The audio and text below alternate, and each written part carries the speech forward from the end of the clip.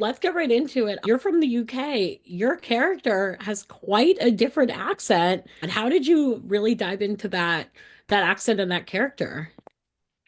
I listened to a lot of Boston to begin with. So for the audition, I just watched lots of films set in Boston. I found some great clips on YouTube from like the Boston Globe of like when Whitey Bulger was caught and these Boston longshoremen talking about working at the docks and all this stuff. So that was that kind of became a sort of soundtrack to my life while I was filming just to help hook me back in. I had some sessions with a lovely dialect coach as well to just kind of bring it down a little and kind of make it more nuanced. But yeah, I love accents. I love the challenge of them. I think they tell you they are so much more than just sounds. They tell you about a character's personality, how they think, where they're from. Um, None of Duffy's lines would sound right in my accent. It just doesn't fly. So to get the accent right was a really lovely hook into the character as well, actually. So I'm very glad you bought it because it's quite different. No, it was amazing. I was shocked when I saw that you were from the UK. What was your favorite kind of piece of media that you latched onto for this?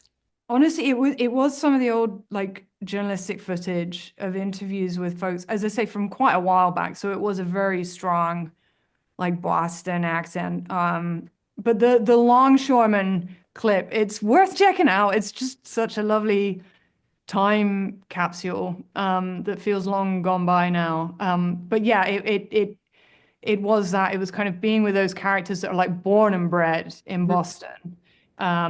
I think now the Boston accent, I don't know in South Boston how many people really fucking sound like this. I think it's maybe moved out to Worcester, so I heard in like research. But for Duffy, they wanted that kind of lovely Boston brawler broad. And there is a kind of lovely heightened quality to certain things in the show, as much as it's very much rooted in today. That's part of the joy of it. And so it was very nice to kind of lean into something um, pretty bold. And I think your character kind of comes out the gate super witty, funny, even in these serious situations. What experiences did you draw from for, being able to take that kind of biting humor with everything? I think as a Brit, our general MO is to be pretty dry and self-deprecating and find the funny even in moments of pain.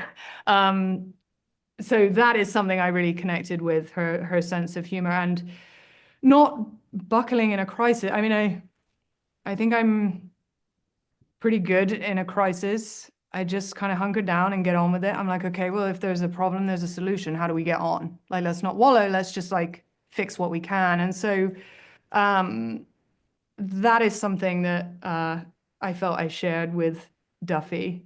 Um, and I really admire her moral compass. Like she has unintentionally made a mistake. She is really in over her head.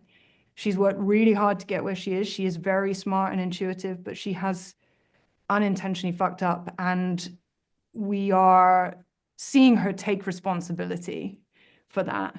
And she doesn't wallow. She doesn't sit back and go, oh, woe is me. She gets on with the job in hand. And that's something I really admire about her. And I think is then interesting to watch. It's interesting. It's not interesting to watch someone go, oh, my life's so hard. What do I do? You're watching someone go, okay, how do we fix this? When the clock is ticking. Um, and so, yeah, I think her ability to admit wrong and try and make it right is something that I would say I share with her as well.